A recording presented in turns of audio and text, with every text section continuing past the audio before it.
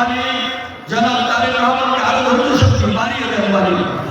এদেশের প্রত্যেকটা মানুষের কাছে তার বাবা আদর্শ লালন করে এদেশের প্রত্যেকটা মানুষের হৃদয়ে যেন জায়গা করে নিতে পারে। মালিক মেহরবানি করে আপনি কবুল করে নেন।